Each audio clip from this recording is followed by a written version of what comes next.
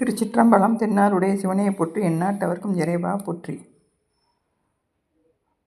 தெய்வ புலவர்கள் அப்படின்னு சொல்லக்கூடிய வரிசையில் நம்ம தெய்வ சேக்கிழார், தெய்வ புலவர் திருவள்ளுவர் அப்படின்னு சொல்லுவோம். ஏன் அப்படி சொல்கிறோம் அப்படிங்கிறத நம்ம பார்க்கலாம். உலகத்தில் தோன்றின மொழிகளில் 2796 அந்த மொழிகளில் வரி வடிவமாக நம்ம பார்க்கக்கூடியது 1063. இந்த மொழிகளை கட்டி காத்து வளர்த்தவங்க புலவர் பெருமக்கள். அந்த புலவர் பெருமக்கள் 2 வகையாக சொல்லப்படுது. ஒரு வகையில் இருக்கிறவங்க அறிவு புலவர்கள், மற்றொரு வகையில் இருக்கிறவங்க அருட்புலவர்கள். இந்த அறிவு புலவர்கள் தங்களுடைய தீஞ்சுவை கவிகள் மூலமாக இந்த மண்ணுலகத்தில் வாழ்கிறதுக்கு நல்ல வழியை காமிச்சிட்டு போயிருக்காங்க. அந்த உலகியல் இன்பத்தையும் தூய்க்கிறதுக்கு வழிகாட்டியிருக்காங்க.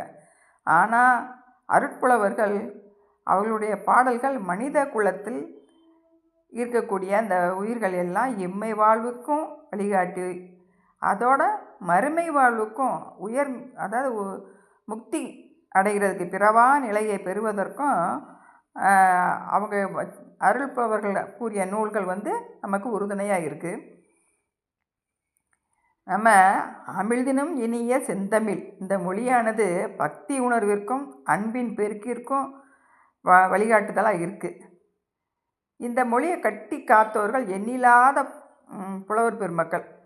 அவங்க நம்ம சங்கம் வளர்த்த தமிழ் அப்படின்னு சொல்லுவோம்.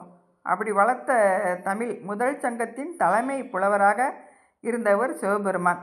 அவர் முதல் கொண்டு குன்றுதோர் ஆடும் குமரக்கடவுள் தலைமை ஏற்று வளர்த்த இந்த தமிழ் சங்கம். அப்படி எண்ணில்லாத திருச்சிற்றம்பலம் தெய்வ புலவர்கள் என்ற எண்ணில்லாத புலவர்கள் இருந்தாங்க. அதில் நமக்கு தெய்வ புலவர்கள் என்ற அடைமொழியை கொண்ட புலவர்கள் 2 பேர். ஒருவர் தெய்வ புலவர் திருவள்ளுவர், மற்றொருவர் தெய்வ புலவர் சேக்கிழார் பெருமான். தெய்வ புலவர்கள் அப்படின்னு சொன்னோம்னா அவங்க தெய்வ தன்மை உடையவர்களாக இருக்காங்க. விரிந்து பறந்து பல்வேறு செயல்பாடுகளை எல்லாம் விரித்து சொல்லக்கூடியதாக இருக்குது அவங்க சொல்லக்கூடிய நூல்கள். தெய்வத்தின் இயல் அவங்களுடைய தெய்வத்தன்மை என்ன இருக்கும்னா எல்லாத்தையும் உணர்ந்ததாக இருக்கும். அதை மற்றவங்களுக்கு உணர்த்தக்கூடியதாகவும் இருக்கும். அதுதான் தெய்வத்தன்மை. இவங்க சொல்லி வச்சுருக்க இந்த நூல்களும் அதே மாதிரி இருக்குது. அதில் இல்லாத கருத்துக்களே இல்லை. எல்லா பொருளும் இதன்பால் உள்ளன அப்படின்னு சொல்லப்படுது. அதே போல் தெய்வ சேக்கிழார் அவர் சொல்லியிருக்க திருத்தொண்டர் வரலாறுலையும் எல்லா பொருளும் அவரும் சொல்லியிருக்காரு அப்படின்னு.